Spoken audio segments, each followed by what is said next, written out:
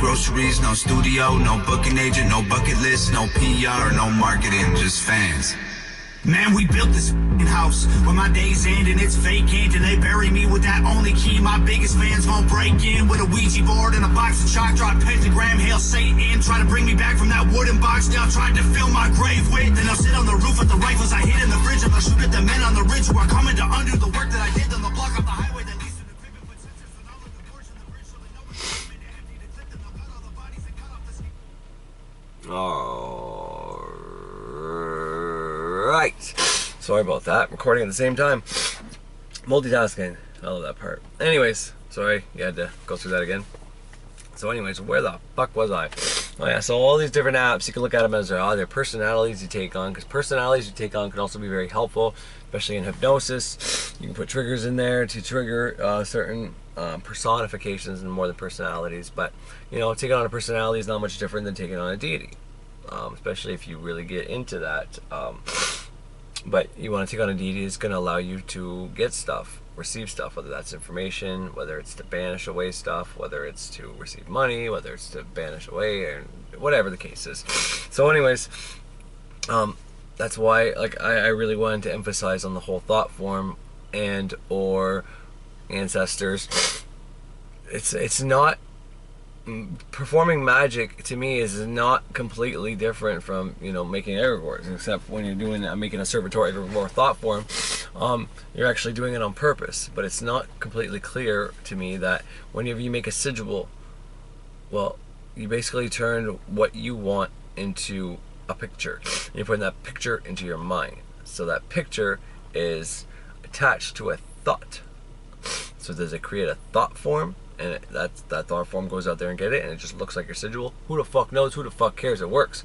Point is, anytime you put enough emotion into thought, you create a thought form. The emotion gives it form. And it has a form, well then now it's not just in your thought. See, right now, my grandmother who's passed on, if we have emotion, because when we think about her, we think about our memories, the joyous times or happy times, or maybe we think about sad because she's no longer with us. So she's still alive in thought form, in a form of thought.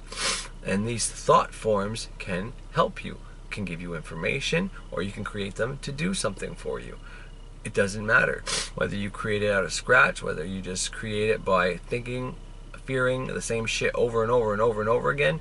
Doesn't matter, but these things get created. So I'm just trying to offer another perspective on magic as in this whole thought form way of looking at things, whether it's your ancestors, whether it's deities, whether it's the planets. Planets are a little bit different because once again it's like energy centers within your body, energy centers above you and also below you, and they're deified, and there's they correspond to parts of your body.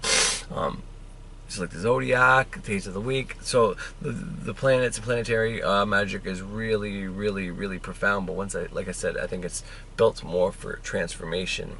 But nonetheless, you know, whenever you are using Venus, you're using everybody's mind and energy that's been put into there. And if you use it correctly, like you start using Venus to banish away stuff, well, unless she's retrograde or unless it's, you know, anyways, the point is that's something even Saturn and possibly Mars for, maybe even the Sun, because Sun allows protection. But not something you would necessarily ask Venus for, unless it's something that you think your Venus is unbalanced in, so you want to regain the balance. You're going to ask her, you know. Anyways, but they work better for self-transformation.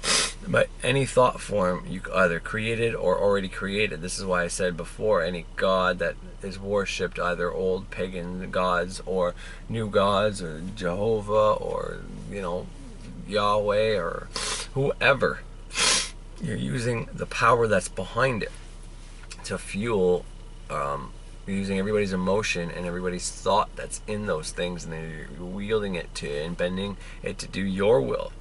You become in control of that God. And you know, with the God of the Bible, it's the opposite. That God is apparently in control of us.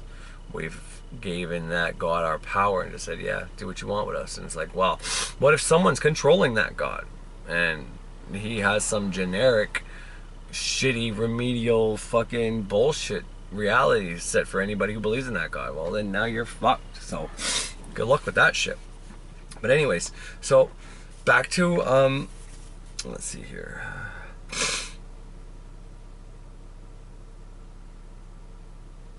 Okay, so yeah, once and this the manifesting only in a specific spot. Now, if you're the type who doesn't want to do ritual magic, or doesn't like ritual magic, or doesn't like ceremonial magic period, or doesn't like the thought of it, or maybe you stopped programming so you don't want to do it until you know you got rid of that programming and all this blah blah blah blah blah blah blah so on and so forth, because I think the programming and reprogramming your mind is pretty concrete knowledge out there. I think everybody gets into this, realizes we've been programmed, and you have to rewrite your own programming. I think everybody knows that. I don't think they necessarily know how to do it potentially always the right way. I think most people pay people to have this done when they can easily do it themselves. But I think generally, if you look far enough and you find the right people, you can figure it out yourself, because I figured out how to do it myself and it works. So and I've given many hints and tips on here for that, so I don't think that's something I need to go over. Just like law of attraction, just writing shit down, focusing on stuff, being in the right vibrational state, all that shit's pretty solid across the board. It works in conjunction with other things, of course. Alone, they could still work, assuming you don't have much stress in your life, or triggers, or reasons to, you know, continuously be out of that state, or always in your conscious mind and you're not told to set it and forget it, or, you know, stack a bunch of different ways that work really good on top of each other.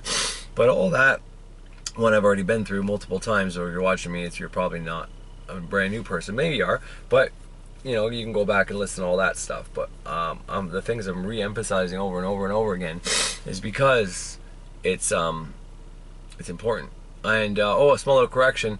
I was saying 100 downloads a month, but 100 times 12 would be a 1,200, and I've got, it wasn't 10,000, it was 9,500, 9,500 I think was my number of downloads when I just looked at it maybe about an hour or so ago. So that means almost 1,000 a month. Well, probably like 800 a month downloads for my little fucking podcast. So that's awesome. And when I say I never visualized myself doing anything for my podcast, you know, I visualize people listening to me. I visualize me having enough money to pay for the package, so to speak, like, but very weakly, like not even in ritual setting. I've did, I think, a few sigils saying that my stuff, my content would find people that need to find it, basically, that will help them. And I've also made sigils and thought forms to protect my stuff from falling into people that may or may not abuse it, but that's a different story. So before I move on to something else, just to make it crystal clear about Satan and God in heaven, and because God in the attic or Satan in the basement, I think you said in this song or last song I played, but and I always say both. Anytime I hear my God or my devil, I always say both. To go to heaven, you got to raise a little hell, according to Kesha. Absolutely, you do. We have both those tendencies within us. You have one more than the other. I made this very crystal clear, and everybody needs to understand that too, because trying to stay in all love and light all the time is never gonna fucking work. It's a terrible long fucking term solution. It's never ever gonna work. And you know, it's better to deal with your demons, your dark side, and you know, get it over and done with. Face that fear, or try to, you know, realize that everybody around you isn't flawed. That it's probably you. Well, they're flawed too, but in a different way. But anyways, we have both those entities in us, if that's what you believe in. If you believe in God and the devil, then that's who's in you. If you believe in reptilians, Palladians, or reptilians and Source, well, that's your good and your bad polarities, okay? Understand that. Now, once you understand that, start becoming neutral. And when you start becoming neutral, you will finally be able to see past that programming. The way to get out of programming, or the beginning step, and one of the best steps, period, to stop being programmed. Obviously, you can reprogram something and remove something, and that's easily enough done to remove something and put something back in its place. But shit can be pretty intense on you. But becoming neutral, doing middle pillar exercises and lesser banishings also help to a certain extent, and putting your feet on the ground every once in a while, and you know, remaining objective and not just taking sides, realizing both sides of an opinion. And even if you're too mad at a certain point, you leave it, maybe express what you need to express, and if you can without being unhealthy, then you walk away from it and think back about it from a different perspective, because sometimes you're stuck in a certain thought, and that thought is determining what your perspective is, and then you're looking at something from that perspective, and then a different day you get a whole new perspective. I'm sure you've probably written or read something before and took it one way, and then either this, like text message wise, you can get the same text message from two different people, and from one person you might think it's an insult, and from another person you might think it's a joke, and from another person it might be something weird. Point is, different perspectives. Whatever you're thinking of the person in the moment, you think they got that perspective. Maybe you think they're mad at you, and when they send you "what's up," you might think it's like, what the fuck does that mean? Why do they say "what's up" like that? And it could be, hey, what's up?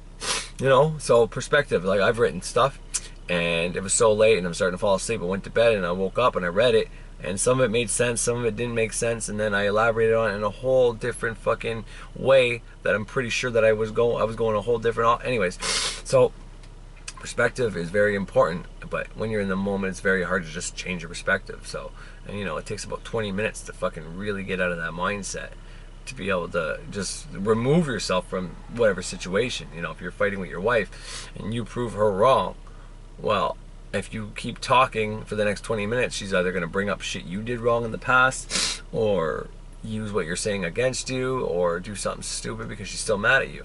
After the 20-minute mark, if you started talking again, you would get a different perspective, a different set of words that you would use. So that's important. But so if you depolarize, you start seeing where the line of God and devil are blurred, because it's so blurry. I don't even know where one starts and where one ends. Because like winter in French is l'hiver, okay, and in Latin for hell is enver, almost like l'hiver, except it's got an H. The winter in French has an H in front of it, which is kind of telling for hell. And enfer is what hell is in French. So all these words are connected, and cold, whenever you're playing the hot and cold game, when you're getting close to something, you're getting hot, oh, you're hot, you're trying to find what you're getting towards your goal, you're getting hot, your heart's racing. When you find somebody you're attracted to, you're getting hot for them. Whenever you're cold, cold is pretty shitty. Cold is worse than hot in my book. A while ago when I was doing the neocortex information gathering, I was getting so hot that I almost felt like I was going to fucking puke. It was pretty strong. But generally, when I start talking about something that I think is really important, or need to, or I'm asking, whoever in my head, is this what I should be doing for my next episode or whatever, that's the response I get, is heat. So almost like Mars, because this is something I'm very passionate about. Mars rules passion, right? Mars is giving me his sign, because he's the fire element, right? Telling me, yes, you're onto something. You're passionate. This is what you should be doing for your passion. This is the right topic for the thing you're passionate about. That's how I take it. It works. I'm also wearing a red shirt today, so it is what it is. And but that's just to show you how they fucking fuck things up for you, because space is where the heavenly bodies are, yet it's cold, you freeze instantly. And hell is within the earth, and that's where it's super hot. But in winter, hiver, enfer, invad, I think in Latin, or was the Spanish version of it, or yeah, I think it was Latin. All those words are either cold or hell, so hell is definitely a cold place. It's cold in hell. It's not hot. Hot and somewhere comfortable is where heaven would be. But both of them are just manufactured fake places that don't really exist. Once again, someone might like the cold, someone might like the hot, so their heaven's going to be the opposite from each other. So it is what it is. But both these polarities are within you.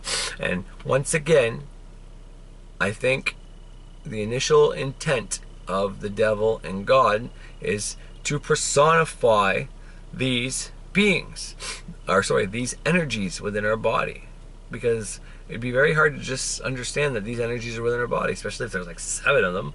How do you fucking do that? Well, you give the first closest 7 planets and satellites and gas giants the same names of 7 deities that are ruling you, which are the 7 energies in your body, which are the 7 days of the week, and the 7 notes, and this, all that shit over and over and over again. That's what you do. But then at some point in time, we just started worshiping and fearing these things, taking the two emotions that make things happen